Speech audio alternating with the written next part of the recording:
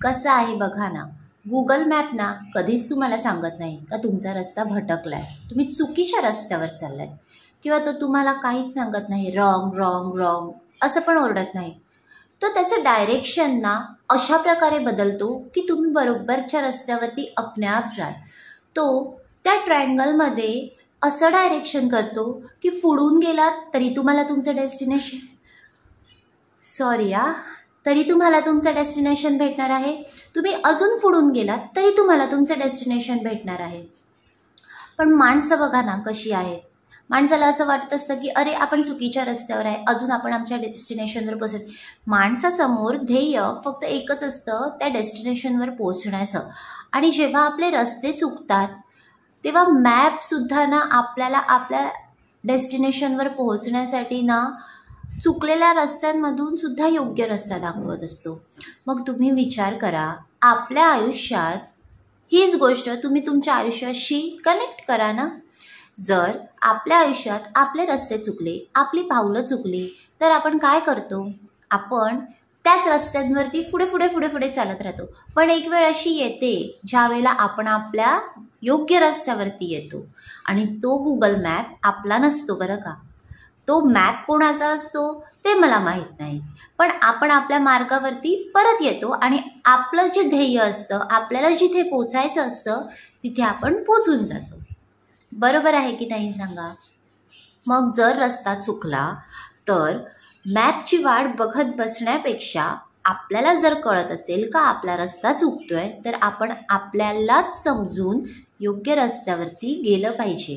कारण पुढचा रस्ता जो असतो ना तो आपल्याला आपल्याच ठिकाणी पोहोचवणार आहे. आता फरक एवढाच आहे की काही माणसं मुद्दाम चुकीच्या रस्त्यावर जातात आणि काही माणसं नकळतपणे चुकीच्या रस्त्यावर जातात आणि त्याच्यामुळे ना डेस्टिनेशन चुकतं.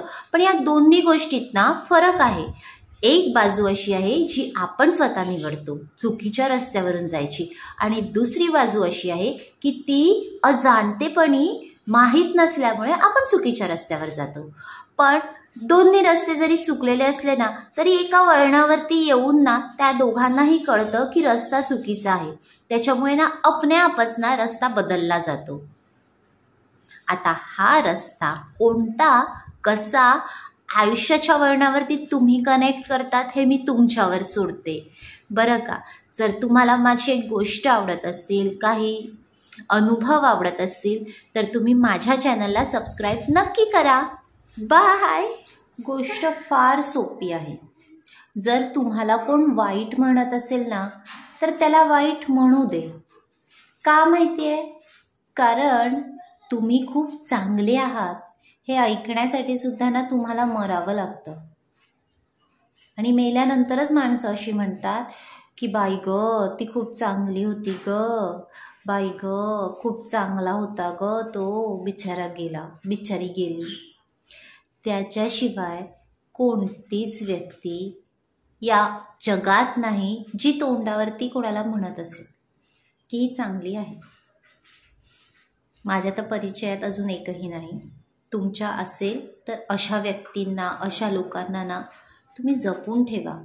का माहिती आहे? मेल्यानंतर सगळेच जण म्हणतात चांगली होती ग बाबा, चांगला होता ग तो. जेव्हा आपण जिवंत आहोत तेव्हा आपली कदर करणारे, आपल्याशी प्रेमाने वागणारे, आपल्यासोबत प्रेमाने राहणारे, प्रेम देणारे लोक फार कमी आहेत. आणि अशी लोक जर मिळाली ना जपून ठेवा, बिलकुल सोडू नका. जग इकडचं तिकडे झालं तरी चालेल, पण अशा लोकांना ना सोडू नका. हो ना युवान? हो.